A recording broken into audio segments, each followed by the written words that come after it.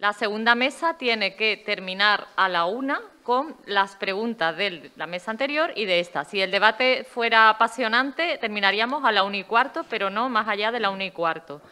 Os recuerdo también que las normas de este congreso es que cada participante habla en su idioma original. Por lo tanto, se va a hablar en alemán, que es la pista 3. Lo he dicho bien, ¿no?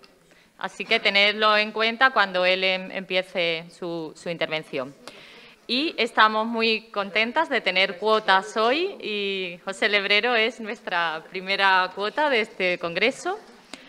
Él va a abrir la mesa 2, que analizará los retos del comisariado artístico y pondrá el foco en algunas de las exposiciones que han cambiado las reglas del juego a favor de las mujeres artistas. La experiencia de los directores de museos y comisarios participantes dará paso a la reflexión de Concha Jerez, que es la artista invitada a esta mesa. Así que, y os recuerdo también que tenemos un problema con el streaming y por eso no podemos apagar las luces de esta zona. Sé que desde la sala se ve mal, pero para que quienes nos siguen desde Francia, Alemania y otros sitios lo puedan ver, hay que tener la luz encendida. Lamentamos las molestias. Vamos entonces con José Lebrero, nacido en Barcelona en el 54 y desde octubre de 2009 director artístico del Museo Picasso de Málaga, donde ha comisariado y organizado numerosos proyectos culturales y exposiciones. Muy conocida de todos nosotros, voy a citar solo algunas porque él va a hablar precisamente de otras. Entonces, yo destacaría El factor grotesco, Picasso, registros alemanes, la retrospectiva magnífica sobre Andy Warhol, que organizó con los CaixaForum de Madrid y Barcelona, El sur de Picasso, referencias andaluzas, o la más reciente colaboración con la Fundación Juan March, magnífica también, y os animo a que os hagáis con el catálogo, Genealogías del arte, en el Picasso Málaga, Fundación Juan March Madrid. Bueno, Lebrero, como bien sabéis, ha dirigido desde 2003 a 2009 este centro, el Centro Andaluz de Arte Contemporáneo. Anteriormente fue conservador jefe del Departamento de Exposiciones del Museo de Arte Contemporáneo de Barcelona y hoy regresa a Sevilla para hablarnos de su trabajo por visibilizar a las mujeres artistas. Muchas gracias. Bueno, buenos días. Muchas gracias, en primer lugar, al Instituto Francés, al Centro Andaluz de Arte Contemporáneo, donde siempre me encuentro muy bien, muy feliz de reencontrarme con muchas personas con las que compartí mucho tiempo. Y en este sentido decir que yo venía invitado a este seminario con una idea, ¿no? que no es mía, es de Jorge Luis Borges, que es no digas nada, no preguntes nada. Esta era mi intención. Pero la señora Marí, que allá está, el domingo me llamó para ver si quería hacer de sustituto, o sustituto de una ponente que no puede venir. Entonces, bueno, no le pude decir que no, y aquí estoy. Es muy interesante sentir lo que seguramente vosotras habéis sentido muchas veces, que es sentirse minoría, sentirse observado y vivir el temor de ser interpelado de una manera que no desea. Por lo tanto, mira, gracias, Marí, por poder vivir esta experiencia. Bien. Museo Picasso Málaga, quizá la pregunta sería... no, primero una cuestión técnica. Es una paradoja que cuando se habla de cómo visibilizar bien a las mujeres artistas, no las vayáis a poder bien aquí, a poderlas bien. Y no será porque las imágenes son malas, sino porque por razones técnicas que no vienen al caso no podemos verlas bien. Por lo tanto, desde mi punto de vista, lo primero es intentar hacer no solo esto, sino todo lo mejor posible. Porque haciéndolo bien es más fácil que, digamos, el efecto de ese intento de visibilizar sea más productivo. La pregunta sería entonces, ¿qué hacer en un museo monográfico para cumplir con esa tarea? El museo monográfico es el Museo Picasso Málaga, que además es un museo que tiene como misión dar a conocer la obra y el tiempo de un artista nacido en el siglo XIX, no lo olvidemos, en 1881. Decir al respecto que los museos, creo que hay que hacer una diferenciación, por lo menos histórica, quizá ahora habría que relativizar todo esto. En el siglo XXI no nos da tiempo, ni es el objetivo o la razón de esta reunión. El museo es conservador por naturaleza. Esa condición de ser una institución conservadora que nació básicamente para conservar el patrimonio, lo hace ser resistente a los cambios. Y aquí se está tratando un gran cambio, desde mi punto de vista, quizá el cambio más importante en lo que sería la cultura del siglo XX, lo que se está tratando aquí. Para mí, el siglo XX, lo estamos diciendo en el XXI, pero cada vez me quedan menos dudas de que eso ha sido un cambio fundamental en lo que podemos entender que es la cultura, quiénes son sus protagonistas, sus mediadores y sus receptores, o protagonistas, mediadoras o receptoras. Muy bien. En este sentido, yo creo que lo primero es tener un programa. Cuando gané el concurso con un programa para dirigir el Museo de Arte Contemporáneo, ese programa, insisto, en un museo monográfico que hasta entonces prácticamente solo había hecho exposiciones dedicadas a Pablo Picasso, cosa que seguimos haciendo y que es la misión principal del museo, entre otras cosas, se proponía contextualizar al artista. Una manera de contextualizar a los artistas en los museos monográficos es, digamos, enfrentando, confrontando, haciendo dialogar su obra y su trabajo con la de otros artistas, o en este caso con la de otras artistas. No fue fácil, una vez ya en práctica, pero creo que cuando los programas intentan estar escritos, responder a una reflexión con argumentos y son aprobados, siempre son un documento al cual se puede acudir cuando hay dificultades. Empezamos en octubre la exposición Sofito y Berard, Caminos de Vanguardia. La idea ha sido desde entonces realizar exposiciones. El tiempo a mí me va demostrando que habría que haber hecho más cosas, lo reconozco en este sentido, pero bueno, algunas se han hecho.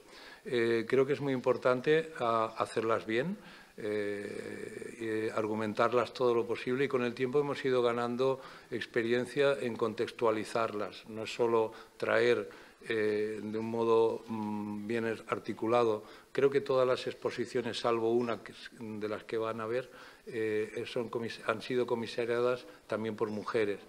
No es que se buscó que fueran mujeres quienes comisariaron las exposiciones, sino que se ha ido dando, no sé si de un modo natural, pero al hacer el recuento el lunes por la mañana, obligado por la directora del Instituto Francés a hacer esto a toda prisa, pues me di cuenta que esto salía así, y cosa que me agrada explicarlo.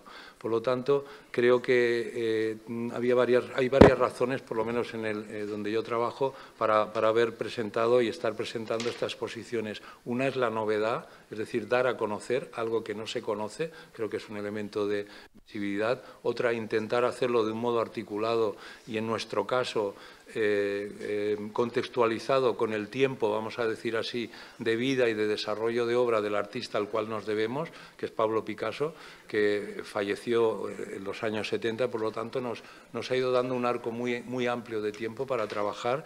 Y otras, intentar también, dentro de lo posible, crear alianzas con otras instituciones para compartir, digamos, esas estrategias o esas tácticas de visibilidad, y afortunadamente no en más de uno y de dos ha sido a nivel internacional. Hay algo que me he ido dando cuenta que es común a las exposiciones, todas salvo una monográficas que voy a presentar aquí, de estas artistas. Es que no hay tiempo, hay que ir muy deprisa aquí, ¿verdad? 5 minutos. Vale.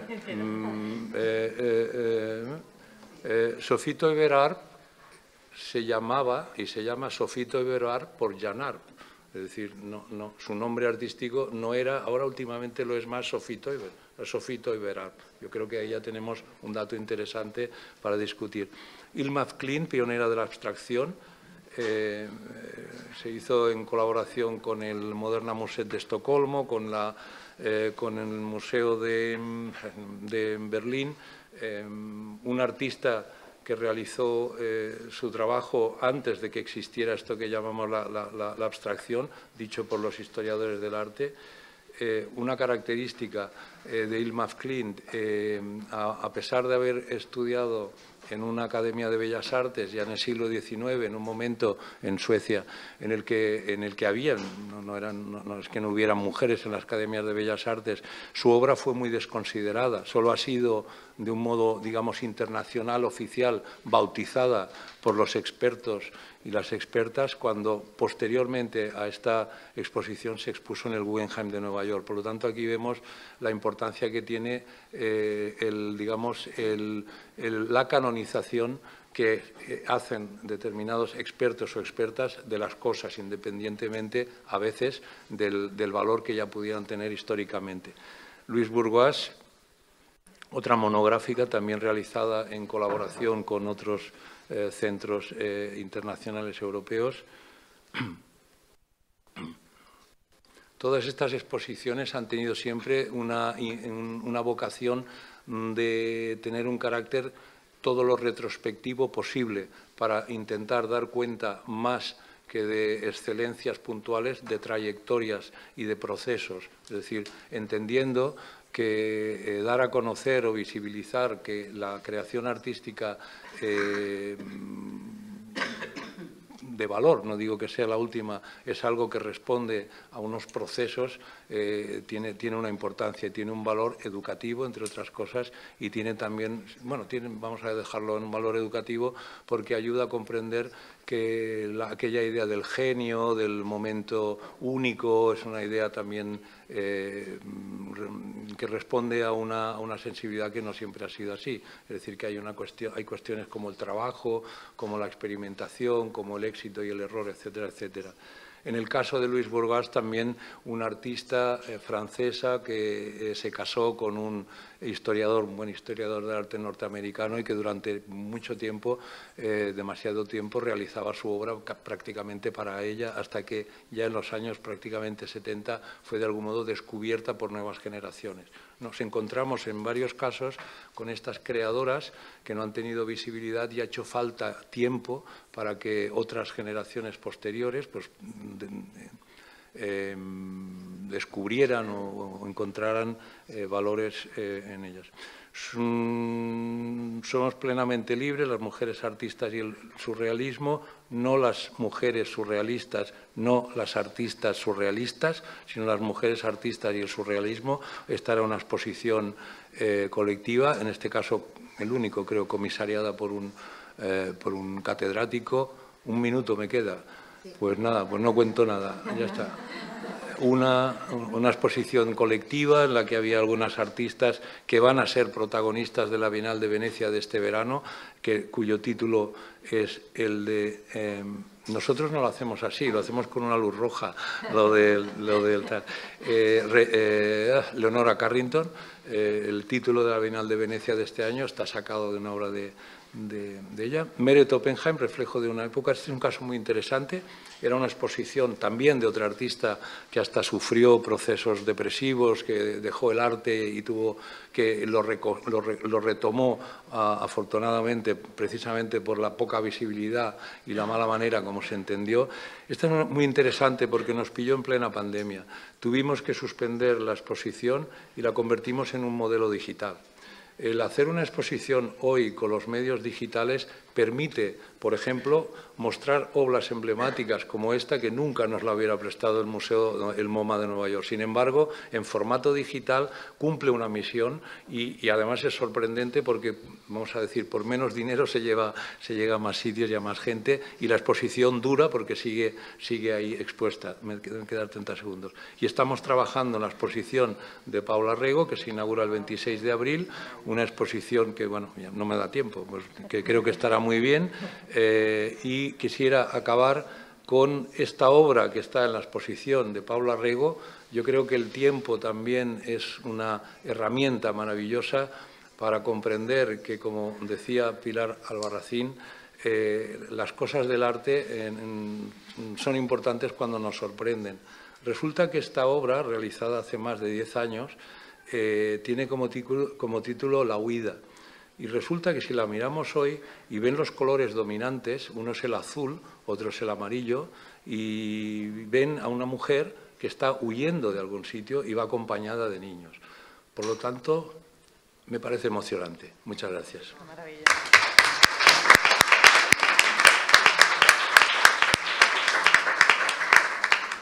Bueno, pues a continuación va a intervenir y ya vamos a ajustar totalmente los tiempos. Semiramis. ¿Queréis cambiar o...? Vale, entonces os cambiáis, sí. Y ya no cambio. Sí, venga. Perfecto. Bueno, mientras se sientan.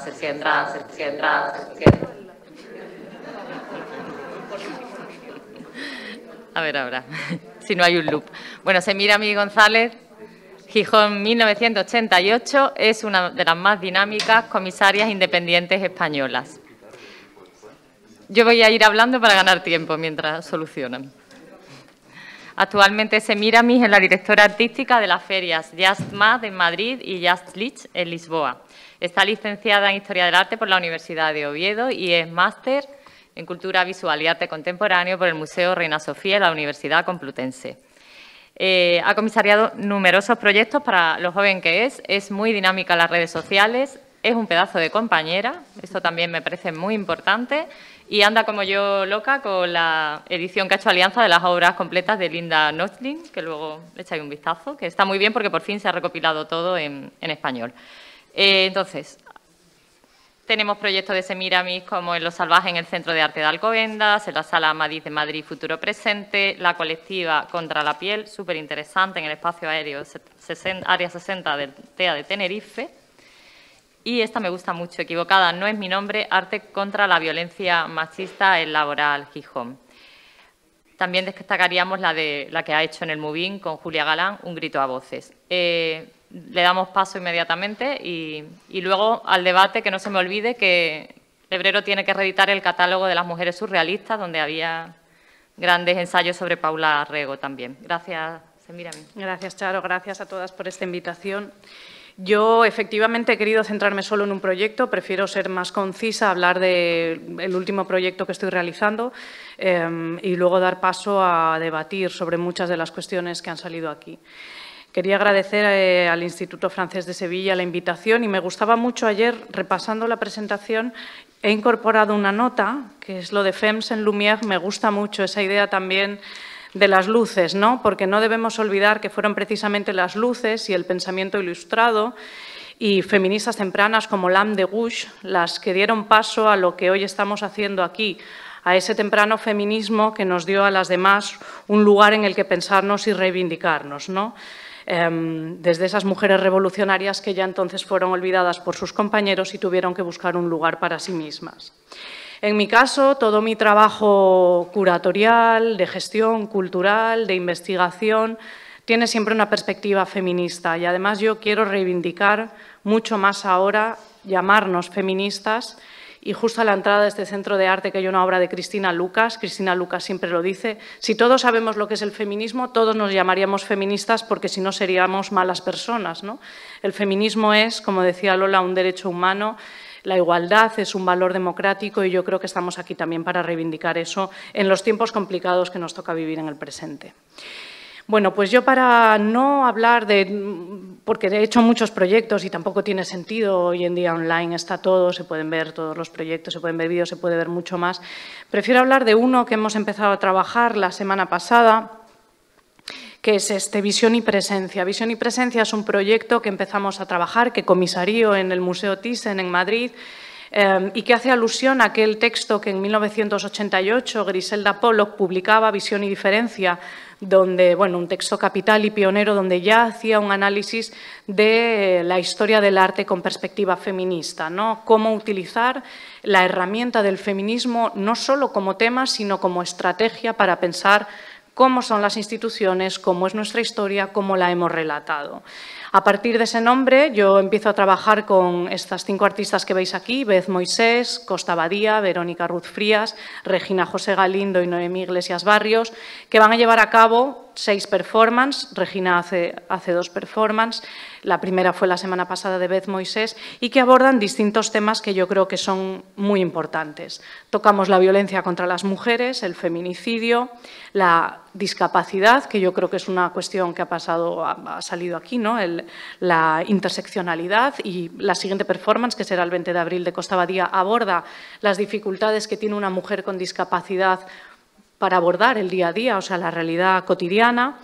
El envejecimiento de nuestros mayores, las sociedades del bienestar y el abandono de las personas de la tercera edad también estarán presentes en la performance, en este caso del 8 de junio de Regina José Galindo, el cuestionamiento del amor romántico o la relectura de la historia del arte con una visión más igualitaria. Recorreremos, en la performance en este caso de Verónica Ruz Frías, la colección del museo, reivindicando a aquellas artistas creadoras que siguen siendo una minoría, ¿no? Yo creo que es importante, es un proyecto que me interesa especialmente porque en todas ellas colaboramos con entidades más allá de las artistas. Por ejemplo, yo os traigo esta performance, que es la que primero hemos realizado, Beth Moisés, Sembrar en el cuerpo. Esta performance fue llevada a cabo por 10 mujeres de la Asociación de la Comisión para la Investigación de los Malos Tratos a Mujeres, una de las entidades que más años lleva trabajando, desde los años 70, en visibilizar la violencia contra las mujeres, y fueron ellas las que ejecutaron la performance en colaboración con la artista. Yo creo que esto es muy importante. El arte y la realidad artística no puede estar obnubilada y ajena al mundo en el que trabaja, el mundo en el que está desarrollándose y a la realidad que estamos viendo todos los días en las noticias. Y yo creo que todas estas performances, estos proyectos, abordan precisamente esa relación con la sociedad civil. Bueno, os traigo algunas imágenes. Luego os pondré un vídeo, voy a terminar brevemente, pero yo sí que creo que es importante también reivindicar nuestra genealogía. Decía Celia Morós que genealogizar es politizar, es decir, darle nombre a aquellas que nos precedieron es muy importante, y yo desde aquí quiero reivindicar a Griselda Pollock, a Linda Nochlin, que ha salido también, Maura Riley, pero también Margarita de Aizpuru, Rocío de la Villa, Ana de Miguel o Celia Morós, es decir, todas aquellas mujeres que a través de sus ideas y su pensamiento han configurado una idea del mundo más igualitaria desde la filosofía, desde las artes visuales, y yo creo que es nuestra labor, yo al menos así como comisaria sí que lo entiendo, seguir aportando un granito de arena a esta realidad. Traigo aquí unas frases de Griselda Pollock que yo siempre aplico a mi trabajo. Dice: sigue siendo necesario que exista una producción intelectual en el corazón de cualquier lucha política. Las prácticas culturales tienen una función de gran significación social en la articulación de sentidos para comprender el mundo. Y las sociedades en las que se produce el arte no han sido solamente feudales o capitalistas, sino patriarcales y sexistas.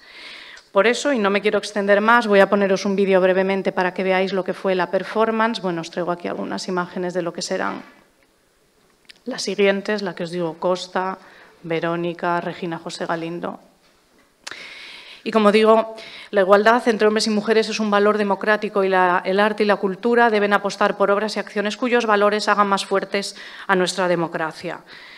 Por eso quiero terminar aquí agradeciendo en este caso al Museo Thyssen que haya querido incorporar, y a su director artístico Guillermo Solana, cuya especial dedicación a estas cuestiones es fundamental, visibilizar a las creadoras y visibilizar el feminismo en un museo de relevancia como el Museo Thyssen, porque un museo que se compromete con la igualdad es un museo que mira al futuro. Voy a poneros el vídeo brevemente de Beth Moisés y, por mi parte, luego seguimos en el debate. Muchas gracias.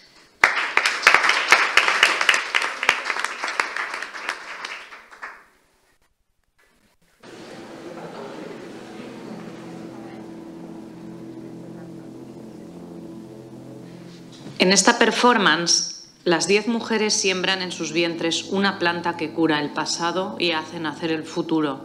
Caminan en fila hasta la obra Mujeres atando las cepas, de 1890, de Henry Edmond Cross. En esta obra, las mujeres trabajan juntas, bajo el sol, en una plantación. Usan un sombrero característico de la época que protege el rostro del sol, el mismo sombrero que usan las mujeres que ahora están frente al cuadro. La performance y la pintura dialogan. Pasado, presente y futuro se reflejan en las plantas que crecerán en el suelo, en la unión de las mujeres. Allí, ellas arrancan las plantas para que fuera del cuerpo puedan crecer y transformar la vida de las mujeres. En sus vientres ahora ha quedado un vacío, un agujero, que pasará por un proceso de cicatrización. Las mujeres han macerado con aceite de oliva parte del follaje que tiene propiedades cicatrizantes y cada una pasa con un cepillo esta poción en el ombligo de la otra. Es un despertar y una curación del pasado, cargada de herencias de madres, abuelas, bisabuelas y todas las antepasadas que las precedieron, pasando por las mujeres de Henry Edmond Cross en la plantación y de las brujas que conocían las propiedades de las hierbas y eran quemadas por su conocimiento. Colectivamente, las mujeres fertilizan un nuevo momento para ellas y para las generaciones venideras. Siembran la curación.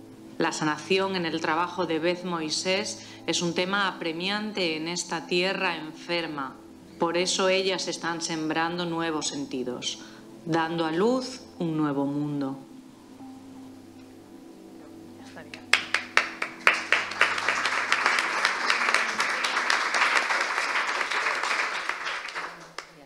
Pues damos paso a Nathalie Ernold. Sí. Teníamos muchas ganas de conversar con ella en Sevilla. Es una referencia francesa total de la visibilización de las mujeres artistas. Ingresó muy joven en el Pompidou en el 77 y desde el Pompidou ha dado forma a la exposición que quizá lo ha cambiado todo. En Francia recientemente, el Centre Pompidou, dedicada a las artistas mujeres de la colección. Anteriormente, esta exposición desde 2009 había participado en la preparación de otras muy grandes que recordaréis, Delaunay, Calder, Mondrian, Kupka, etcétera. Desde 2009, desde esta exposición que ha tenido un eco increíble aquí, de la que todas somos herederas, recientemente la exposición del Guggenheim de Mujeres de la Abstracción es un poco también perpetúa esta línea que ya abrió. Una parte muy importante del trabajo de Nathalie se dedica desde el Pompidou y desde otros colectivos y sectores a dar visibilidad a las artistas mujeres. Por eso pertenece al comité editorial de la asociación AWARE, de la que luego vamos a hablar con una ponencia exclusiva. Y el objetivo de AWARE es rehabilitar a las mujeres artistas infrarrepresentadas en la historia del arte. También es miembro de la asociación Nemocin, que promueve el desarrollo de la historia de las mujeres y la igualdad de género. Y me gustaría decir que su tesis doctoral tiene un tema magnífico, las mujeres en la ciudad platónica, la república y las leyes. Bienvenida a Sevilla. Merci al Institut Français de me Muchas gracias al Instituto Francés de darme la posibilidad de hablar de esta exposición que es emblemática en el Centro Pompidou y que tiene en el Centro Pompidou una exposición muy inédita en Francia y en el mundo entero, en la medida en que no es una exposición al uso, sino una colección permanente del centro.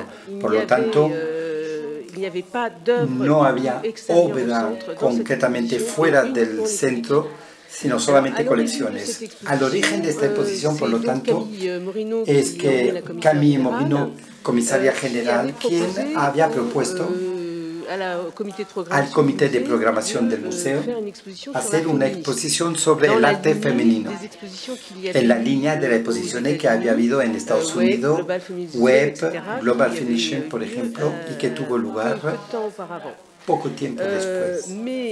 Pero el comité de programación no quiso dar seguimiento a esta propuesta, quizás porque en aquella época, estamos en 2008-2009, el término de feminista era aún un término mal aceptado en Francia y con muchas connotaciones, con connotaciones negativas, por lo tanto, en Francia. Pero el director director del museo le propuso entonces hacer un accrochage. Un accrochage de la colección, ¿de qué es? Pues es el conjunto de los espacios del museo, que es ahí a donde finalmente es mucho más interesante que una exposición temporal, en la medida en que el colgar esta exposición ha durado más de un año, 18 meses, cuando normalmente una exposición temporal tiene 3 meses, y permitía mostrar el conjunto de las obras de los artistas mujeres del museo, y no solo una pequeña parte que serían las obras feministas que se reivindicaban en el arte femenino. Y en un espacio muchísimo más grande, porque en las salas del museo, estas salas son mucho más importantes que las salas de exposición contemporáneas. Esta exposición tuvo lugar en 2 espacios, una parte dedicada a lo que se llama la quinta planta del arte moderno, donde ahí no se pudo ocupar el conjunto del espacio de las colecciones de arte moderna, porque las artes modernas son los artistas nacidos antes de 1920 y la colección no permitía ocupar el conjunto de este museo, no había bastante obras de artistas mujeres en las colecciones para poder llenar todo este espacio, y que por otra parte tenemos obligaciones de presentaciones que son obligaciones muy antiguas, que luego dan lugar a donativos, y estos donativos obviamente generalmente son hombres artistas. Bien, sin embargo, no teníamos las mismas limitaciones en los espacios llamados espacio contemporáneo, y ahí el 4º piso que se dedica al arte contemporáneo fue completamente ocupado por artistas mujeres. El interés igualmente de hacer este accrochage, colgar la exposición, implicó muchos comisarios que trabajaron en esta exposición, y también permitió adquirir obras de artista mujer que tuvo lugar después y durante la exposición. Y ahí, respecto a una exposición temporal, lo que es muy interesante es que estas obras se adquieren en nuestros museos y se quedan para siempre. Y la adquisición de los museos nacionales son inalienables, es decir, que no se pueden después volver a vender. Esto también ha permitido, por tanto, exponer muchísimas artistas mujeres, 900 obras de mujeres artistas fueron expuestas de esta manera, y fue seguido por un número de visitantes muy importante. Más de 2,5 millones de visitantes pudieron ver estas artistas mujeres, lo que es muchísimo más importante que lo que se puede obtener con una exposición temporal, donde se tiene 350.000 visitantes para las mejores de estas exposiciones. Esta exposición, por lo tanto, ha aumentado mucho la frecuentación del Museo Pompidou de más de un 21%, concretamente, y por tanto esto ha denotado un interés muy importante con esta exposición. Le voy a mostrar algunas fotos, si me permiten. Esta era la entrada de la exposición con una obra de Agnès Tourneur-Auer que se llama El retrato, en tamaño natural, donde ella toma nombre de artista hombre y feminiza los nombres, o a la inversa, toma un nombre de un artista mujer, como está Louis Bourgeois, que está ahí en este repertorio, y lo cambia a masculino.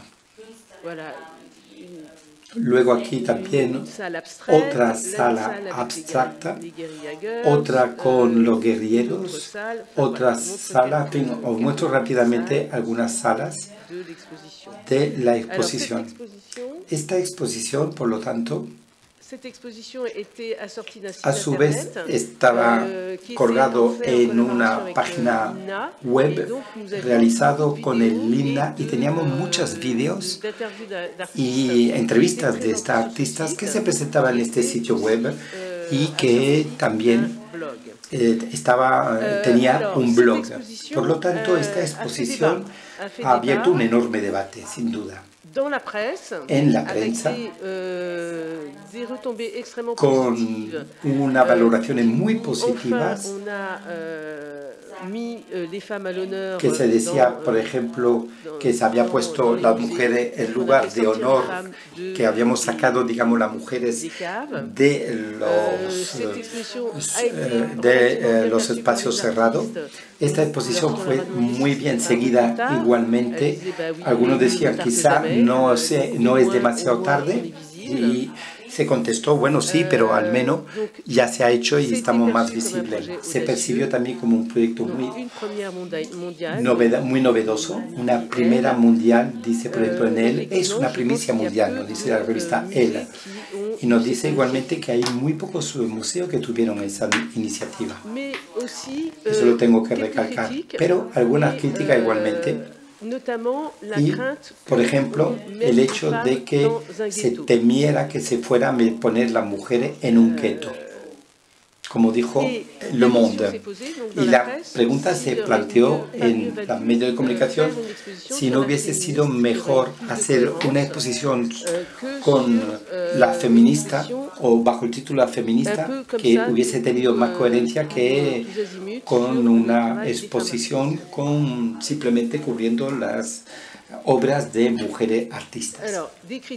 Críticas, como yo comentaba, sobre el contenido de la exposición, sobre algunas obras que le parecía bastante de poca consistencia, por lo tanto, opiniones muy compartidas también, y también se ha indicado alguna ausencia o artistas mujer ausente, y es verdad que no había varias de ellas porque no estaban en las colecciones del Centro Pompidou. Y esto es una cosa que sin duda ha interrogado los conservadores y que han intentado remediar a estas ausencias por estos motivos. Luego, una exposición que también se planteó con cierta crítica porque el mecena era L'Oréal, productos de belleza, y ahí pues estábamos en una especie de feminización de la exposición, se nos dijo igualmente, en cuanto a la elección del patrocinador. Pero también hay que decir las cosas positivas. Ha habido un impacto inmediato, como son un gran número de adquisiciones que se realizaron durante ese periodo y tendrán lugar en el futuro. Y también un aumento a lo largo de los años de la representación de la mujer artista en las colecciones del Museo Nacional Moderno. Ahora mismo tenemos un 23% de mujeres artistas contra 18% en 2008. Por lo tanto, hemos ganado 5 puntos y seguimos aumentando este porcentaje en cuanto a la representación de las mujeres artistas en las colecciones del museo. Muchas exposiciones colectivas o individuales han seguido a esta exposición, ellas, Centro Pompidou y en el mundo entero. Eso ha dado un fuerte impacto y el nacimiento de muchas exposiciones, y esto sobre todo ha dado lugar a la creación de AWEA, que es Camille Mérineau, que deseaba hacer un centro de investigación y de documentación sobre las artistas mujeres y deseaba hacer este centro en el Centro Pompidou. No fue posible, lo hizo al exterior, y este lugar que se ha convertido en un lugar muy importante en Francia. Yo pienso que ya hablaremos más tarde de ello, pero ha impulsado muchísimas investigaciones sobre las mujeres artistas en Francia y es un lugar totalmente necesario para todos aquellos que quieren tocar el tema de la mujer artista en Francia. Y para terminar, multiplicación en Francia de las exposiciones colectivas de mujeres artistas. Solamente voy a mostrar una reciente, mujeres de los años 50 a Rodez en el Museo Solage, también Valadon, también el Centro Pompidou para ellas hacen la abstracción, y otra exposición que se llama Pionnière sobre la artista en el París de los años locos. El Centro Pompidou ha impulsado esta temática. Si no hubiese tenido lugar, probablemente las cosas hubieran tenido lugar también, pero sin duda fue una primera exposición que ha generado una reflexión profunda sobre las mujeres artistas y que luego se ha seguido a lo largo de los años y incluso hasta hoy en día. Muchísimas gracias.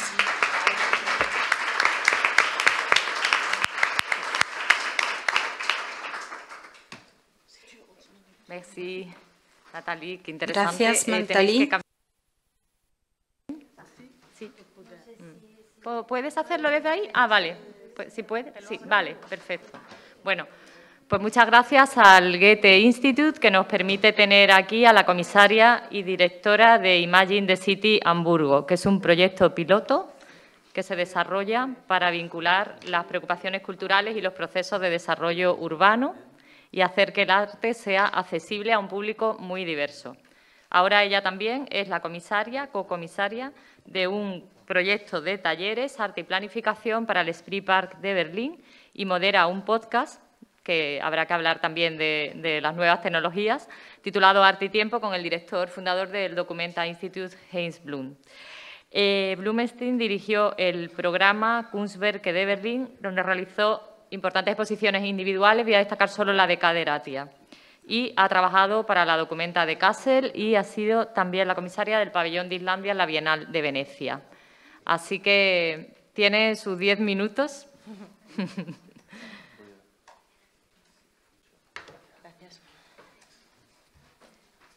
¿Puedo? Sí. Me resulta un poco extraño hablar en alemán porque probablemente nadie en esta sala me comprenda. Está en la pista 1 igual. Ja, also 3 ist der deutsche Kanal, genau. El canal 3 es para escuchar en alemán, pero para escuchar en español es el 1.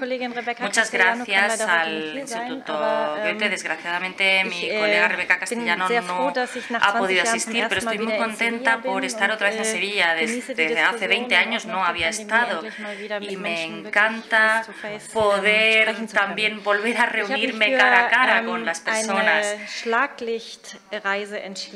Me he decidido por un viaje a través de diferentes hitos de mi trayectoria.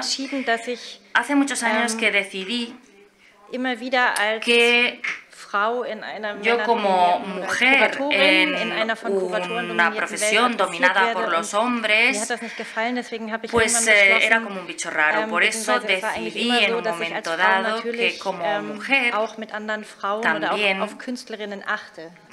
debía cuidar de las demás mujeres y de las artistas.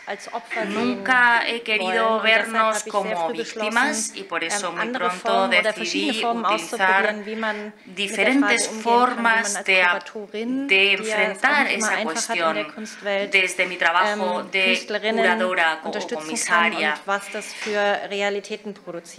He intentado dar apoyo y ver qué tipo de realidades proporcionaba eso. Voy a empezar en el 2008. Ahí hice lo contrario. Organicé una exposición que se llamaba Fantasías Masculinas. Solamente contenía artistas masculinos. No sé si alguien conoce este libro. Es un libro icónico 90er Jahre, 2000er Jahre eines Kulturwissenschaftlers de un científico de la cultura, un historiador de la cultura, Klaus Teweleit, que hablaba de la identidad y subjetividad masculina, algo que he observado muy a menudo en el ámbito de la cultura. El libro trataba realmente de los años 20 y se trataba realmente de las bases de una imagen o ideal masculino fascista. Y trataba ese libro de que esos rasgos de ese ideal masculino fascista siguen estando presentes hasta hoy en día. Por lo tanto, decidí intentar männliche Subjektivität in der Gegenwart zu übertragen und habe mit Künstlern gearbeitet, die das zum Thema machen und die eigentlich sehr positiv und sehr engagiert darauf reagiert haben, dass man eben Feminismus oder die Fragen des Wandels der Identität und der Geschlechterverhältnisse nicht nur aus der Frauenperspektive erzählt, sondern eben auch andere Männlichkeitsbilder, andere Ideale und vielleicht andere Herangehensweisen an Geschlechterverhältnisse thematisiert. Das Lustige daran war dann natürlich, dass ein männlicher Kunstkritiker mir erklärt hat, dass ich über männliche Identität nicht sprechen darf. Lo que resultó interesante es que hubo un crítico masculino que me dijo que yo no estaba, digamos, autorizada a hablar de las identidades masculinas. Und auch mit sehr vielen Frauen gearbeitet, Kuratoren wie Künstlerinnen. Und ich habe einfach mal eine Zahl von Künstlerinnen, mit denen ich gearbeitet habe, über die Jahre aufgeschrieben, um jeweils 2 Sätze dazu zu sagen, weil natürlich es auch nicht so ist, dass es immer einfach ist, mit Frauen zu arbeiten. Es gibt ganz unterschiedliche Verhältnisse, die hinter diesen Einzelausstellungen und hinter diesen zum Teil sehr engen Kooperationen stehen, die ich mit Frauen realisiert habe. Und alle davon waren besonders und alle davon waren sehr wichtig. Sie haben aber eigentlich jede einzelne eine andere Geschichte. Und meine Erfahrung sagt, dass es interessanter ist und auch produktiver ist, sich jeweils konkrete Situationen anzuschauen oder vielleicht sagen die einem auch mehr darüber, wie sich vielleicht auch die Situation geändert hat seitdem. Carla Zaganini ist eine argentinische Künstlerin, die seit langer Zeit in Brasilien lebt und mit ihr zusammen habe ich eine Sommerakademie nach dem Vorbild des Bauhaus und des Black Mountain College in den Bergen zwischen Sao Paulo und Rio de Janeiro organisiert und das war eigentlich ganz toll. Das Problem dieser Ausstellung war, dass Carla genau 2 Monate bevor das Projekt endlich losging und ich zum ersten Mal wirklich im brasilianischen Kontext gearbeitet habe. Und Sie können sich vorstellen, Brasilien und Deutschland sind ungefähr so weit voneinander weg. Ja, alles gut. Das geht schnell. Das hört sich lang an, aber es geht schnell. Und Carla ist 2 Monate bevor ich nach Brasilien kam, ist sie zur Sao Paulo Biennale eingeladen worden und hatte keine Zeit mehr. Das heißt, es war eigentlich aus nicht persönlichen Gründen, aber eine sehr, sehr schwierige Zusammenarbeit und wir haben dann nach 5 Jahren nicht miteinander geredet. Inzwischen ist das alles wieder super, aber eigentlich habe ich mich sehr gefreut darauf, als Frau mit einer so tollen Künstlerin zu arbeiten und es ist eigentlich im Desaster geendet. Sue de Beer ist eine amerikanische Künstlerin, die mich unterstützt hat, bevor überhaupt jemand mich als Kuratorin anerkannt hat. Und, ja, da war es eigentlich andersrum, da habe ich nicht sie unterstützt, sondern sie mich. Livia Castro ist verheiratet mit Olafur Olafsson, also eine spanische Künstlerin, die, glaube ich, auch aus Malaga stammt. Ist mit einem isländischen Künstler verheiratet. Mit den beiden habe ich den isländischen Pavillon auf der Venedig Biennale organisiert und das war eine der schwierigsten Kooperationen, weil nämlich, wenn man als Einzelperson mit einem Ehepaar arbeitet, ist man immer die Dritte. Insofern war das auch relativ kompliziert. Dora Garcia hat ein ganz, ganz tolles Projekt auf der Documenta 2012 in Kassel gemacht und mich dazu eingeladen. Das hieß die Klaumich-Show und zwar eine Talkshow und sie hat mich als se llamaba el show de Róbame, y me invitó de moderadora. Me pidió que hiciera de actriz en ese show. Teníamos una historia muy parecida, pero no nos conocíamos. Y esa historia al principio también fue muy difícil, pero al final acabó siendo una de las mejores cooperaciones que he vivido. Y eso se debe a que Dora tiene una fuerza de voluntad tremenda y una idea muy clara de cómo quiere que sean sus proyectos. Y yo, como curadora, comisaria, estaba sometida a su proyecto artístico. La relación entre artista y curadora se renegoció y eso fue maravilloso. En cuanto a Chana Horvitz, bueno, Concha vio la exposición en el Musac. Se trata de una artista que desgraciadamente falleció en el 2013, pero que no he descubierto yo, a pesar de que ahora se me considera como especialista en esta artista. Y la verdad es que es una historia bonita, ¿no? Una curadora mujer que descubre a un artista, pero yo la conocí por casualidad en esa... No, perdón, un amigo mío la conoció en la exposición Fantasías Masculinas y me puso en contacto con ella. Ahora estoy escribiendo sobre una monografía sobre Chana Horvitz y tengo 3 exposiciones, o he hecho 3 exposiciones grandes sobre ella en 3 museos en 3 países diferentes y en realidad no es mérito mío. Lizzie Fitch es socia de Ryan, que es el que siempre se encarga, es un artista que siempre se encarga de conseguir que Lizzie Fitch también tenga su espacio, porque bueno, son pareja y los críticos siempre más bien se fijan en él. Kate Cooper ganó un premio mientras yo trabajaba en los Kunstwerke en Berlín, el espacio expositivo de Berlín. Llevamos trabajando juntas desde el 2005, es una cooperación maravillosa. Y Liz Magic Glaser y Daphna Maimon son 2 amigas que llevan muchísimo trabajando juntas, y aquí otra vez yo era la tercera del trío y eso es complicado. El número 3 no facilita el trabajo. Y bueno, todo este largo camino quisiera cerrarlo con una anécdota que me encanta. Este es el proyecto en el que estoy trabajando en Hamburgo actualmente. Annika Katz es una artista alemana que ha hecho su primera gran contribución en la Bienal de Lyon. Sí, ya he visto el cartelito. Annika está cooperando como artista visual con músicos y compositores. Y este es un proyecto que desarrolla una composición sonora en un almacén vacío en la zona portuaria de Hamburgo.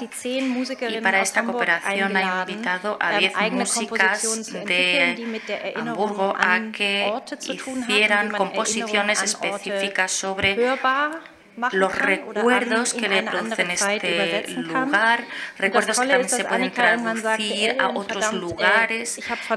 Y Annika me dijo, Ellen, de los 10 músicos, 8 son mujeres, ¿qué hacemos? Y yo dije, pues me parece fenomenal. No ha sido intencionado, pero ha ocurrido así. Algunas veces las cosas se invierten y hemos decidido no invertirlo porque lleva demasiado tiempo siendo al revés.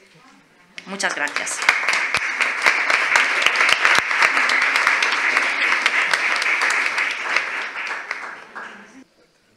Muchísimas gracias, Helen.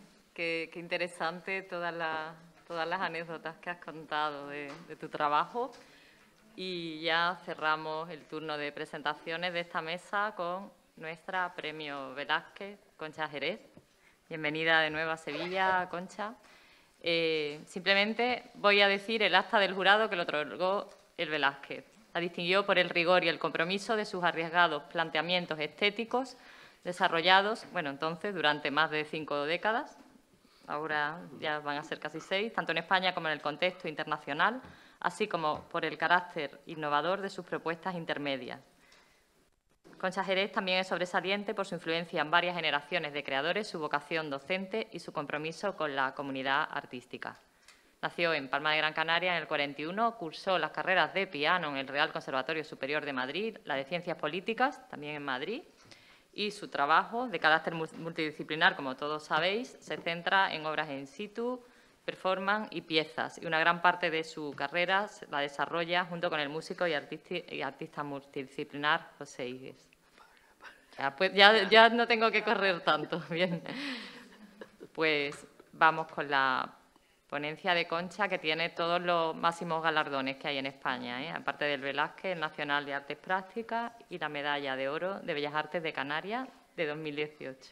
Que yo creo que las medallas en la tierra de uno hacen mucha ilusión. Bueno, buenos días. Yo, por supuesto, quiero dar las gracias al Instituto Francés, a esta casa, al CAC, y bueno, a todos estos compañeros maravillosos y compañeras, sobre todo, que me han precedido y que evidentemente ilustran la situación actual desde muchos ángulos y desde muchas experiencias. Y a ustedes por digamos, aguantarme en los próximos 10 minutos. Bien, vamos a ver. Estoy muy de acuerdo con Pilar Barracín en que a la hora de la creación es muy dura y muy dura no solo en el mundo, sino en España. Es muy dura. Sí que hay, yo veo que hay ayudas, es decir, y veo que en la Comunidad Europea y todo esto, hay muy buenas intenciones, muchas recomendaciones, pero ¿dónde están las historias concretas? ¿Quién paga producciones? ¿Qué artistas se exhiben? Y así sucesivamente hasta llegar a qué problema tenemos con los legados de las artistas muy mayores. En España estamos perdiendo legados así, de muchas mujeres que son muy buenas artistas, que no se han reconocido. Yo soy muy afortunada, excesivamente afortunada, pero sí que hay muchas buenas artistas y muchos de esos legados se van a la basura. ¿Por qué? Porque no hay previsto el que pueda recogerlos ni ministerios, ni autonomías, ni nada, y si no tienen herederos, eso desaparece. Y si los tienen, viene Hacienda, y entonces les flagela y tienen que renunciar a ello. Ese es un problema que quiero poner encima de la mesa. Yo siempre me he dedicado, por supuesto, he ido a mi aire, he hecho lo que me ha dado la gana, así de claro, y durante esto, desde el año 75 hasta el año 86, decidí no vender mi obra para desarrollarla libremente, y así lo hice. ¿Por qué? Porque necesitaba y, sobre todo, quería desarrollar la obra in situ. Ese es otro problema. La obra in situ, salvo que encuentres a personas con las cuales sientes una complicidad y te siguen. Normalmente para ello, en la época mía, en los años 70, no había comisarios, francamente, no había. Y normalmente era el ir a una institución, tú decías, quiero hacer este proyecto, tal, desplegabas tu mejor carácter y seducción, y entonces sí que es verdad. Es decir, que muchas de las personas que han admitido mis proyectos, tanto sea en España como en Alemania y en Austria, sobre todo, que son los sitios donde más he trabajado, eran mujeres. Galeristas, empecé a trabajar con la primera galerista en el año 86, Brigitte March, de Stuttgart, y con la cual sigo en una relación maravillosa, y he trabajado con otros galeristas, básicamente mujeres. Entonces, eso sí que lo tengo que decir en honor de esa complicidad de que, pues, como yo iba, en fin, a mi aire, pues realmente sí recogían. Sí tengo que decir que, evidentemente, yo vi la exposición magnífica de él, en el Pompidou, pero es decir que yo fui invitada en el año 90 a una exposición que hubo en Alemania extraordinaria en el Museo de Wiesbaden, que se llamaba Mujeres Artistas del siglo XX. era extraordinaria. Es decir, éramos 60 y tantas artistas. A mí me invitó precisamente una de las comisarias, Renate Pitzinger, porque había visto que Brigitte Marche le había mostrado un proyecto que yo había hecho aquí en España, que interviniendo la fachada del Teatro Calderón de Valladolid. Y entonces a mí me invitaron a hacer una intervención en toda la fachada del Museo de Wiesbaden. Fue una experiencia extraordinaria. Hubo un seminario y todo, pero el eco de eso fue mínimo. ¿Quién de ustedes recuerda eso? No, no se recuerda. Quedó ahí. ¿Por qué? Quizás era prematuro, pero no era prematuro en el año 90, cuando las artistas iban desde las constructivistas rusas, que no habían salido, muchas de ellas, pero con muchas obras, de Rusia, que vinieron comisarias de Rusia para traer su obra, no se había visto eso antes. Y la importancia que tenían esas mujeres que resulta que eran unas extraordinarias artistas por sí mismas. Bueno, eso quedó. La mayor parte de artistas, yo casi era una pardilla, porque comparado con el resto, casi todas habían sido invitadas en documentas de Kassel, etcétera, etcétera. En España no salió ni una nota publicada en la prensa, ni una, ¿eh? Es decir, evidentemente ha habido un cambio enorme en estas. Yo he peleado mucho toda mi vida, he mantenido como 3 ejes. Mi eje de creación todo el tiempo, mi eje para ganarme la vida, pero porque también me interesaba y he investigado mucho en la docencia, en la cual estuve 20 años en la Universidad de Salamanca, pero dando también muchos talleres a profesores, a mucha gente, porque evidentemente la educación es esencial, como lo que decía Lola. Es decir, como no se cambie la mentalidad en la educación, que en España verdaderamente tenemos otro de los problemas que tenemos, es que el arte y la cultura no están valorados en nuestra sociedad. No están valorados. Sí, cuando yo era pequeña y en medio del franquismo todavía quedaba el resto de lo que había sido la República, y entonces todavía la gente muy humilde mandaba a sus hijos a la escuela porque pensaban que de ese modo iban a progresar. Eso ha cambiado muchísimo en España y hoy los grandes ídolos son los que aparecen en televisión, los futbolistas, las mujeres que no ejercen precisamente de mujeres en el sentido más positivo, y esos son nuestros ídolos. Entonces, eso tiene que cambiar. ¿Cómo puede cambiar? En la escuela, indudablemente. Pero claro, es que los profesores tampoco están preparados en muchos casos. Es decir, es toda una cadena la que surge. Bueno, yo creo que evidentemente he oído todas esas normativas y todas esas historias y aquí, tanto aquí en España como en Europa, me parecen fantásticas, pero hay que hacerlas. Hay que hacerlas y hay que fomentar, digamos, a los artistas que podamos producir. Es decir, con tantas recesiones, siempre hay la excusa de reducir en el capítulo de cultura. Nunca comprar un barco nuevo para el ejército o un avión que cuesta más que todo el presupuesto de cultura, eso no plantea ningún problema, pero sí plantea cultura. Es siempre la parte pobre. Otro problema que tenemos, perdonen ustedes que hable tanto de España, pero en España, y es que no hay una secuencia en las acciones de los ministros. No hay secuencias. Yo he trabajado, la tercera pata de mi actividad ha sido los movimientos asociativos. Empecé en los años 70 con la Asociación de Artistas Plásticos, he seguido con ABAN, he seguido siendo la presidenta del IAC, vicepresidenta de MAP cuando ha sido, y siempre es lo mismo.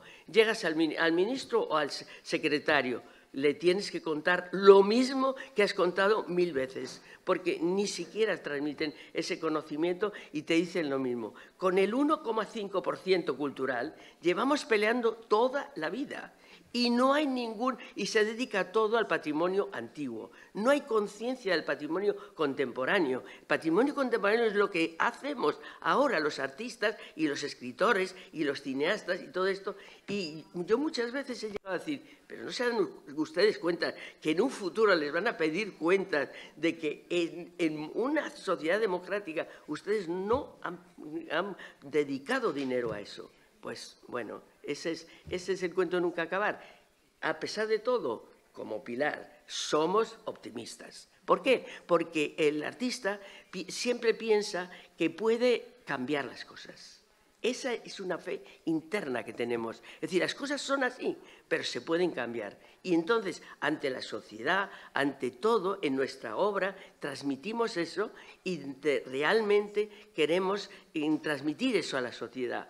Después la realidad, pero sí que todo este foro que hay aquí, maravilloso, comisarias teóricas, etcétera, etcétera, por favor, responsables, por favor, de la política, eso, atiendan a ese patrimonio contemporáneo y a la sociedad que necesita eso para poder sobrevivir. Ahora con la pandemia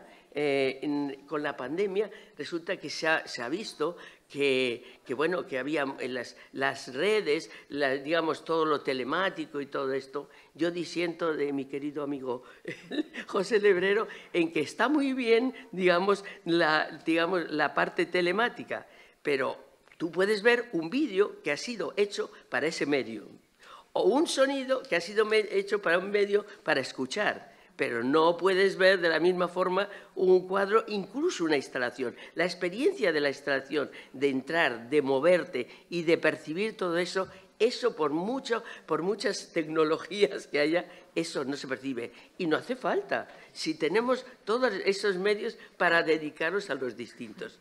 Pues nada más.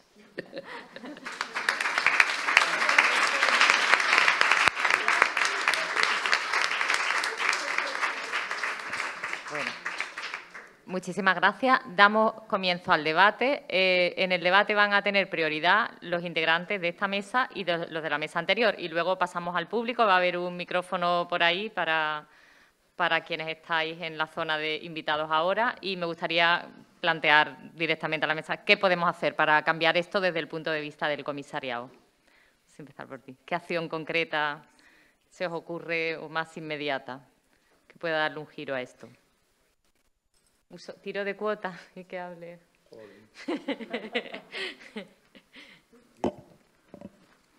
Bueno, no, por alusión. No, yo creo, evidentemente, si hablamos de museos y de centros de arte, el aquí y ahora de la experiencia física pues es la razón de ser de estos sitios. Si no los cerramos, algunos habría que cerrarlos, creo yo, pero este es otro tema. Sin embargo, sí que creo que hay un campo ampliado de difusión, incluso de producción, que lo facilita lo digital. Es decir, no es más que esto. Es decir, el mismo hecho de que se está realizando esta sesión aquí, pero lo están siguiendo otras personas desde lejos, es un campo ampliado y un campo de desarrollo. Entonces, además, bueno, nosotros nos conocemos de hace tiempo y tu sensibilidad, digamos, hacia la utilización de la tecnología es, vamos, es tal. Entonces, solo lo mencionaba como una posibilidad y, además, un recurso para aquel tipo de instituciones que, por limitaciones económicas, por limitaciones incluso geopolíticas, es decir, no es lo mismo trabajar en Alemania que trabajar en España. No es lo mismo trabajar en los Estados Unidos que trabajar en Portugal. Entonces hay una serie de limitaciones de conseguir préstamos, de financiar proyectos, etcétera, que lo digital, si no sustituye, por lo menos mitiga de alguna manera algunas carencias. Era esto. Y luego lo que tiene, creo que también, y es sobre todo en lo que creo más, es en la compatibilidad de lo presencial con lo digital. Es un campo expandido, es un campo ampliado que da, digamos, más información, más desarrollo a la experiencia del aquí y ahora. Es decir, antes y después de estar en el sitio. Y ya me callo siguiendo Estoy de acuerdo. Las ideas. Lo que pasa es que quería que tú dijeras lo que has dicho. Y Y yo lo sabía. ¿Alguien de la mesa quiere aportar algo? Yo me he quedado también muy pillada porque todos habéis coincidido en el tema de la educación. No sé si ahora podríamos plantear qué se puede hacer desde la educación. ¿Puedo añadir una cosa? Desde mi punto de vista, y ahora sí que me callo, el museo está en crisis, es decir, ha perdido reputación, es decir, han aparecido muchos otros, el museo entendido como institución de, digamos, de uso público, etcétera, etcétera, y tal. Y en los últimos 20, 25 años, por decir algo, han aparecido otras instancias, otros lugares de ocupación, de ocio, etcétera, etcétera. Y yo creo que todo lo que se está debatiendo aquí, y yo ya, como digo, yo aquí ni tendría que estar hablando, es una gran oportunidad para, digamos, para rescatar una utilización, vamos a decirlo así, de este tipo de institución que sea útil para cuestiones que han aparecido antes aquí, que van a seguir apareciendo y que precisan, desde mi punto de vista, una revisión, no solo una revisión, porque hay nuevas cuestiones, pero unos discursos y unos relatos que solo creo que pueden salir desde aquí, no desde aquí, que pueden salir desde aquí. Yo añadiría a eso que sí, yo estoy de acuerdo en ese tema de la crisis, que hay que repensar el museo, pero yo creo que yo estoy en contra de la gente que dice, no, es que los museos ya no. No, yo no lo creo. El museo es la biblioteca pública del arte. De alguna forma, lo único es que según van cambiando, digamos, las creaciones de los artistas, tiene que ir evolucionando para poder dar cabida a ese tipo de historias. También creo que hay una parte importante del museo que tiene que tener y es, digamos, que es un archivo también, pero un archivo de verdad, un archivo que debe de coger, si no puede tener por adquisiciones todo lo habido y por haber, pero sí puede tener documentos y referencia, digamos, a creaciones que se están produciendo. Entonces, sí que en ese punto, sí que también en el uso del propio museo esto cara a las inmediaciones, pues, de los barrios y de la propia sociedad. La relación entre museo y sociedad, yo creo que ahí sí se puede hacer una labor también educativa importante. Y no solo de la sociedad, pues de los grupos más o menos marginales y eso, que bueno, también, ¿por qué no? Sino, por ejemplo, de las escuelas que hay en esos contextos. Porque si entras en esa relación estrecha entre los maestros y la sociedad, a través de esto, los niños después van a llevar a sus padres y digamos que el foco se puede ampliar. En mi modesta opinión, quizás soy muy idealista, ya lo he anunciado, pero sí. ¿Queréis comentar algo, Natalie o Belén?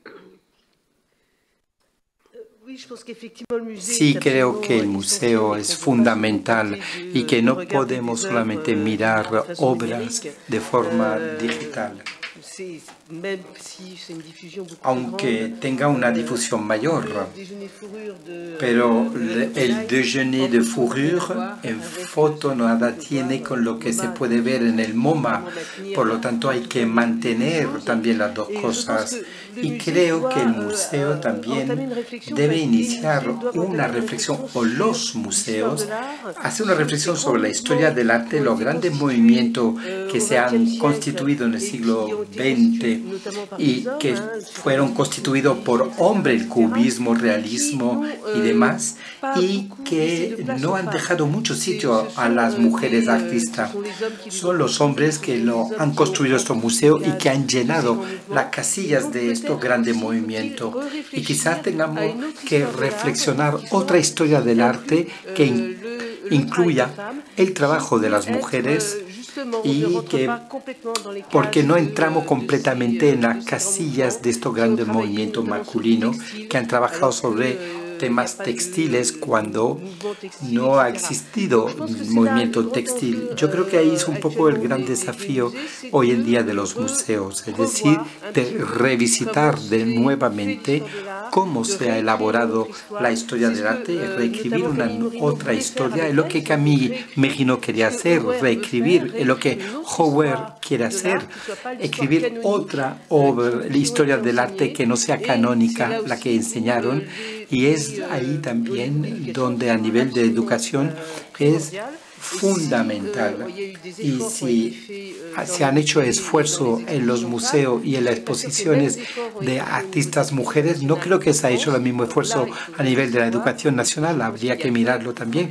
Creo que hay pocas mujeres profesores en la historia de Francia y habría que, digamos, orientar mejor sus búsquedas sobre artistas mujeres que lo que ha ocurrido hasta ahora, al menos en el plano nacional de Francia, no sé en el caso de España, lo que ha sido y lo que es.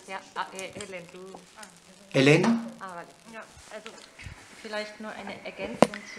Quisiera añadir algo a la cuestión relativa a la historia del arte, cómo trabajan los museos y cómo se realizan las exposiciones. En mi experiencia, se trata mucho de ver cuáles son los formatos que son aceptados en general. Habría que ampliar, precisamente estabas mencionando el tema de los materiales textiles y también qué arte se considera bueno, cuáles son los criterios que determinan cuál es el arte que pervive. Esto tiene una gran influencia en las cuestiones de género y está muy connotado desde una perspectiva masculina. Si uno reflexiona sobre una posible diversificación, no solamente en masculino y femenino, sino en general sobre cuál es el arte que se considera bueno, qué prácticas se consideran interesantes o dignas de ser mostradas, dignas de ser descritas, dignas de ser debatidas. Todo eso tiene que ver con aquello a lo que se le da visibilidad y lo que se considera valioso, lo que entra en el discurso, y todo tiene que ver con lo que nosotras mismas transmitimos. Por ejemplo, cuando formamos, cuando hablamos en conferencias, cuando reforzamos el trabajo o animamos a jóvenes artistas y les damos consejos sobre cómo pueden hacerse oír, porque lo que está claro, lo que se ve claramente en el trabajo de curadora es que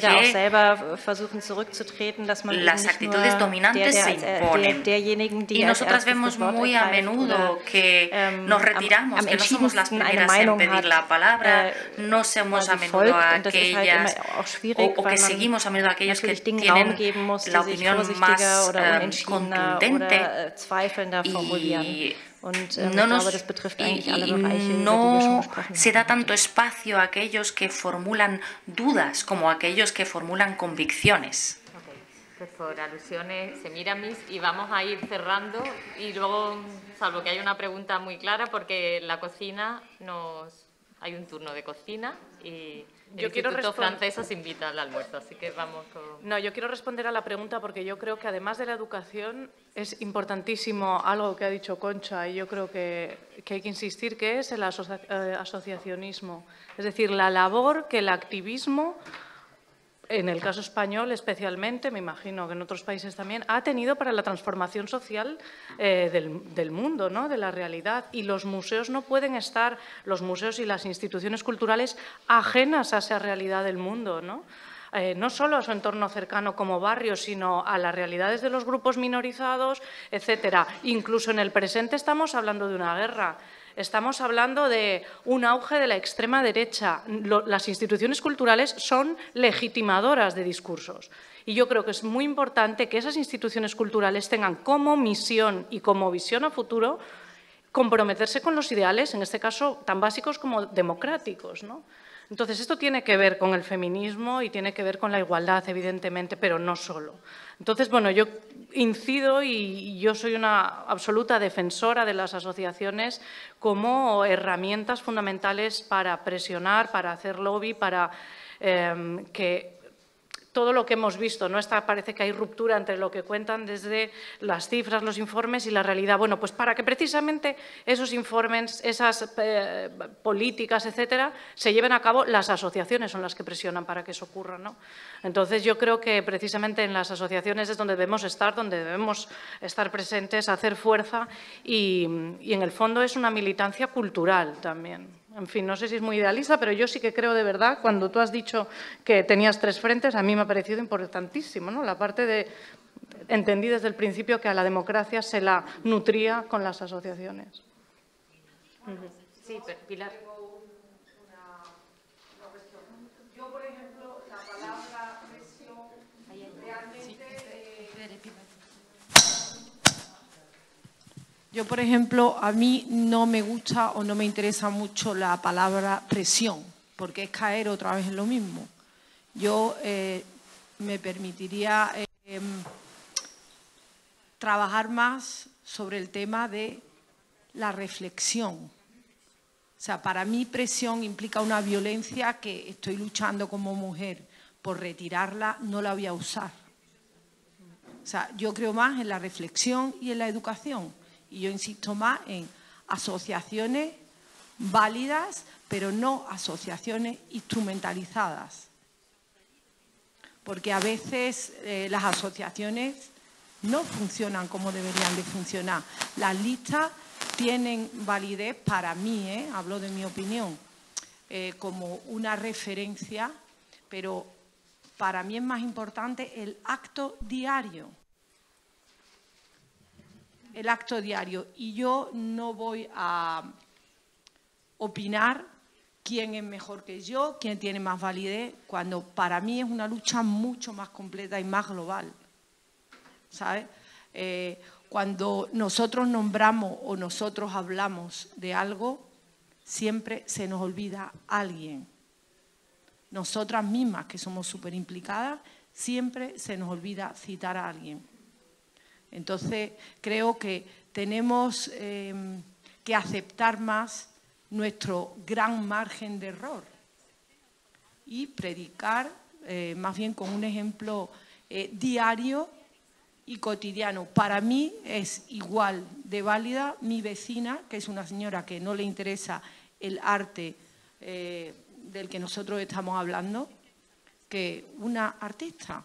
Lo que pasa es que creo que sí hay cosas solucionables en las realidades cotidianas de los artistas, pues a nivel, como ha dicho Concha, a lo mejor de producción o de preservación. ¿Preservación de qué? Señoras, señores, lo fácil de preservar es el objeto, pero detrás de los objetos existen pensamientos, reflexiones. ¿Quién preserva eso sin instrumentalizar? ¿Quién preserva las ganas que yo tengo de dejar una cosa para mis hijos, para los hijos de mi vecina? Una pregunta, ¿queréis seguir viviendo así? ¿O qué vamos a hacer todas y todos para cambiar esto? No sé, yo he dejado otra pregunta. Gracias, ahí en el aire. Pilar. Hay cuestiones sobre asociacionismo que estáis tratando. Recuerdo que a las 3 comienza una mesa exclusivamente dedicada a eso, donde vamos también a poder explicar todo lo que es EWER, en fin, una serie de historias. Hay una pregunta de Teresa, al fondo. Yo soy Teresa Lafita, y también. Muchas gracias. Soy Teresa Lafita. Trabajo al día de hoy en el Correo de Andalucía, me pagan por 4 artículos solamente 25 euros al mes por artículo menos el IRPF. Quiere decir que yo cobro al mes 85 euros y no me da vergüenza ninguna, porque al que le debe quedar de vergüenza es al editor. Y yo he dicho en el contrato, sí, escribo 12, 40, ¿cómo escribo? ¿Me pagan? No, se te va a pagar por 4. Me mutilan los artículos, cortan las fotos a los artistas. Y después me vienen a mí con el cuento este. Yo no doy abasto. Entonces, el otro día que fui a una mesa redonda con Charo Ramos, yo salí como el que salía de verdad de un velatorio, porque digo, esta es la muerte del periodismo cultural. Entonces, ¿cómo? Yo soy doctora en Historia del Arte, en realidad no soy periodista, pero pienso que tengo experiencia suficiente por todo lo que he podido ver y conocer, y a José Lebrero, Pepe Lebrero, conozco de hace mucho tiempo cuando estaba en el Reina Sofía. Entonces, como periodista tengo que hacer un esfuerzo para que la gente también se implique en esto. Segundo, como artista plástica, tengo en este momento una instalación en el Antiquarium de Sevilla. Ningún periodista, ni ninguna periodista, ni nadie de los medios de comunicación se ha encargado de publicitar ni siquiera unas líneas de mi obra. Obra que me ha costado tiempo, dinero, salud y energía, ¿verdad? Y por otra parte, yo también soy consciente de que le estoy quitando el trabajo y su sueldo a los fotógrafos. Porque si nosotros los artistas y los periodistas estamos mal, yo muchas veces hago las fotografías que no cobro, pero también hay otro compañero mío que no viene a hacer las fotografías. Así que todo esto, yo solamente no quiero respuesta porque sería muy largo el debate. ¿Cómo está la situación en la prensa? ¿Y cómo está la situación en el arte? Y yo no puedo más. Yo estoy a punto de verdad de tirar la toalla y decir, yo no puedo más, porque yo tengo que hacer mi propia obra también y no dispersarme. Así que muchas gracias. Teresa. Podemos hacer otro debate otro día sobre el periodismo cultural. Hay una última pregunta y nos vamos ya al almuerzo. Bueno, muchísimas gracias. Habéis tocado muchísimas. Habría para discutir, o sea, para comernos aquí un sándwich y seguir discutiendo, porque realmente habéis puesto muchos temas interesantes sobre la mesa. Pero yo, en relación a lo que decía Pepe Lebrero, de que el museo está en crisis, efectivamente estoy de acuerdo contigo, pero yo llevo oyendo que el museo está en crisis prácticamente desde que empezaron en los 90. Y por otra parte siento que hay preguntas que ya se hacían entonces, o que se iniciaban entonces, que se siguen haciendo. Y cuestiones que se siguen planteando y que en algunas ha habido un retroceso. En relación a cuestiones prácticas, como apuntaba Concha, a mí, por ejemplo, me sorprende mucho que sigamos hablando de cuestiones con instituciones, no me refiero a la tuya, con instituciones en general como, por ejemplo, honorarios de artistas, honorarios dignos, o sea, cuestiones de dignificar la profesión que llevamos 20, 30, no sé cuántos años hablando, o sea, honorarios para producción de obra al margen de honorarios de artistas, honorarios dignos para los comisarios, etcétera, etcétera. Hay una serie de cuestiones que se siguen planteando y parece que estamos como en esa especie de momento anacrónico de Uberman, ¿no? O sea, a mí me sorprende muchísimo. Incluso ahora que no hay dinero para comprar, encima se le pide a los artistas que donen la obra gratuitamente al museo. O sea, yo la verdad es que estoy un poco sorprendida como el funcionamiento institucional a día de hoy. Las instituciones que parecen que se hacen eco del accionismo, de las asociaciones o movimientos ciudadanos, etcétera, o que de alguna forma quieren abanderarse como ejemplarizantes de buenas prácticas, tampoco incorporan cuestiones o análisis desde una perspectiva de género en sus programaciones de base, etcétera, etcétera. Ha habido algunos ejemplos, algunas cosas, pero yo llevo hablando, por ejemplo, llevo oyendo hablar del tema de la incorporación de un análisis de género de programaciones institucionales desde hace 20 años y no se incorpora en la práctica. O sea que yo creo que hay una especie de loop de cuestiones que se debaten y volvemos a ellas, pero no se plantean soluciones. Por eso la pregunta que hacía Charo es ¿qué se puede hacer desde el comisariado, tanto institucional como freelance? O sea, me da igual. Pero ¿qué podemos hacer? Yo creo que hay muchas cuestiones, o sea, no creo que sea una sola cosa, pero sí me gustaría lanzar esa pregunta a la mesa. O sea, ¿no tenéis esa sensación de que estamos un poco debatiendo, incluso retrocediendo en cuestiones que deberían estar más que solucionadas o asentadas?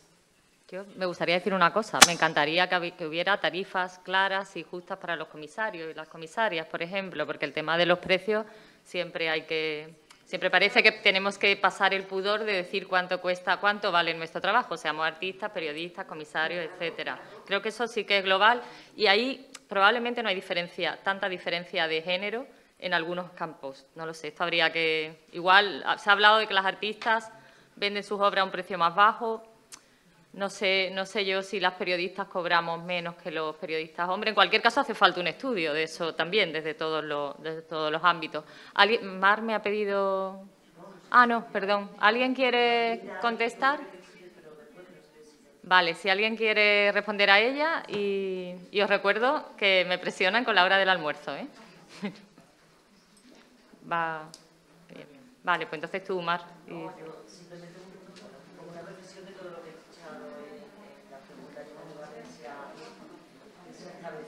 Aquí.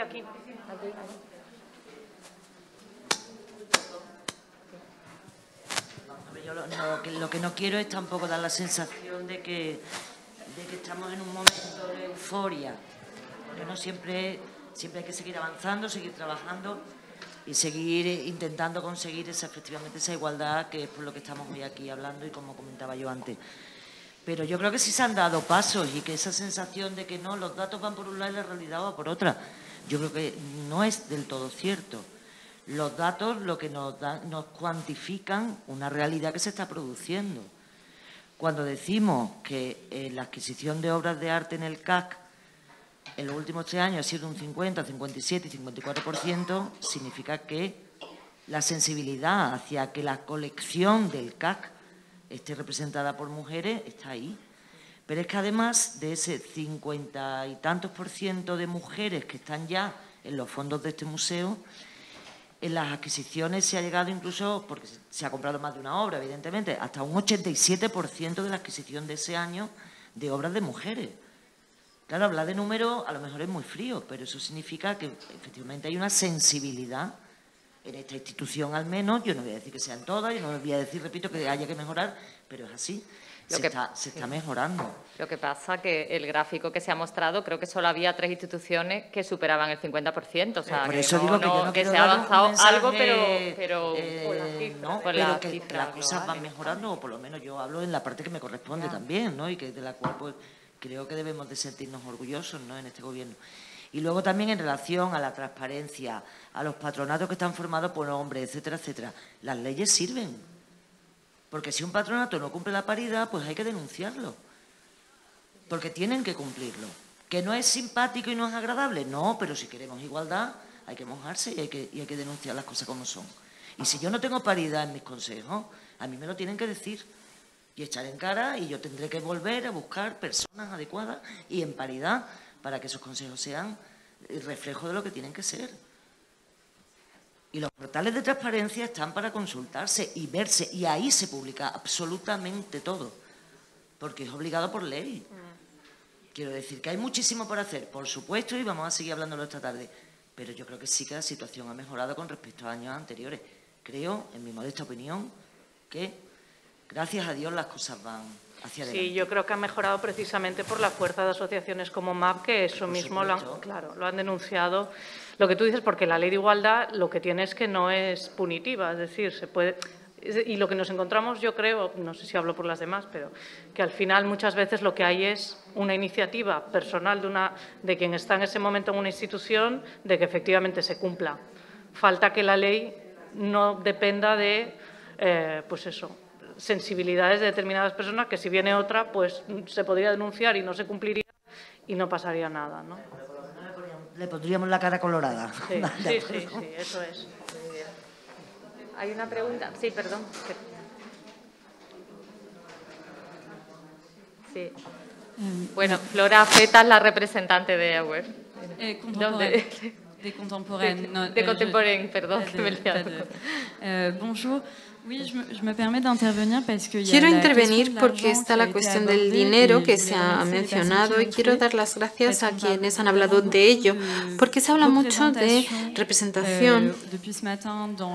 Desde esta mañana hablamos de la representación en las distintas mesas redondas y es un tema evidentemente crucial. Pero la cuestión del dinero no suele abordarse ni tratarse cuando se habla de la representación. Y las instituciones no suelen hacerlo. Nosotros somos una asociación joven e intentamos ser ejemplares y hacer presión para las condiciones de trabajo dignas y para todos trabajadoras y trabajadores del arte, del ámbito del arte.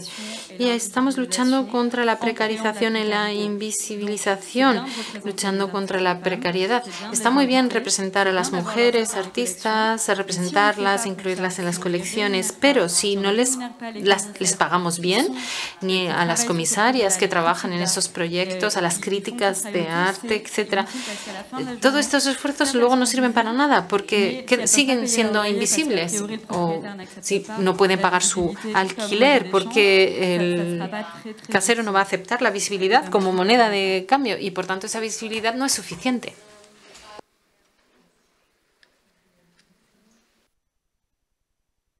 pues vamos al almuerzo y nos vemos aquí a las 3 para la mesa de asociación. Gracias, Flora.